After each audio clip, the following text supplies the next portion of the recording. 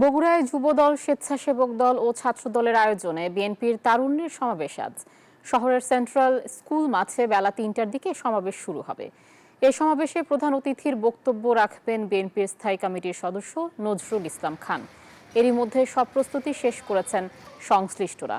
সকাল থেকে রাজশাহী ও রংপুর বিভাগের জেলাগুলো থেকে দলীয় নেতাকর্মীরা আসতে শুরু করেছে। রাজশাহী ও রংপুর বিভাগের লক্ষাধিক তরুণের সমাগম ঘটাতে চায় আয়োজকরা।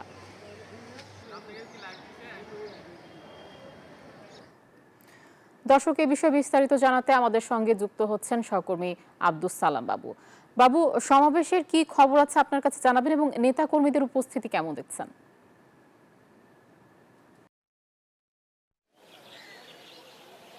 আয়েশা, নেতাকর্মীরা ইতিমধ্যেই বিভিন্ন জেলা থেকে তারা বাসযোগে যাত্রা শুরু করেছে। দুপুরের আগেই বগুড়ায় পৌঁছবে এবং রাজশাহী ও রংপুর বিভাগের নেতাকর্মীদের জন্য বাস রাখার, ট্রাক রাখার, যানবাহন রাখার আলাদা স্থান নির্ধারণ করে দেওয়া হয়েছে। বগুড়া শহরের সেন্ট্রাল স্কুল মাঠ, যেখানে আজকের এই সমাবেশ শুরু হবে বিকেল ৩টায়। সমাবেশে প্রধান অতিথি বিএনপির জাতীয় স্থায়ী কমিটির সদস্য নজরুল ইসলাম খান। বিশেষ অতিথি হিসেবে উপস্থিত থাকবেন বিএনপির সিনিয়র যুগ্ম মহাসচিব রুহুল কবির রিজভী। প্রধান বক্তা যুবদল সভাপতি আব্দুল মোনায়েম মুন্নায়। বক্তব্য রাখবেন স্বেচ্ছাসেবক দলের সভাপতি এস.এম. জিলানী, যুবদলের সাধারণ সম্পাদক নুরুল ইসলাম নয়ন, ছাত্র দলের কেন্দ্রীয় সভাপতি রাকিবুল ইসলাম রাকিবের সভাপতিত্বে এই অনুষ্ঠান সঞ্চালনা করবেন স্বেচ্ছাসেবক দলের সাধারণ সম্পাদক রাজীব আহসান এবং ছাত্র দলের সাধারণ সম্পাদক নাসির উদ্দিন নাসিন। বগুড়া জেলা বিএনপি সভাপতি রেজাউল করিম বাদশা আমাদেরকে জানিয়েছেন তারা সকল প্রস্তুতি ইতিমধ্যেই সম্পন্ন করেছেন এবং লাখো মানুষের সমাগম হবে আজকের বগুড়ায় এই সমাবেশে।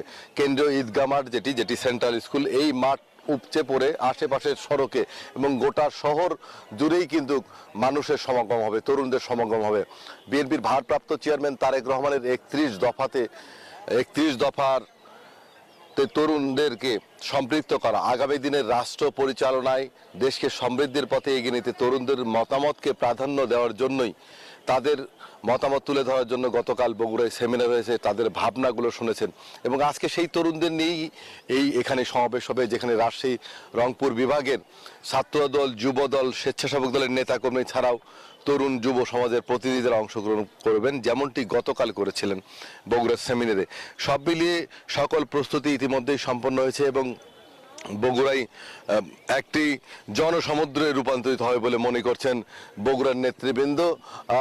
দুপুরের পর থেকেই এখানে লোকজন আসবে এবং বেলা ৩টায় সমাবেশ শুরু হবে।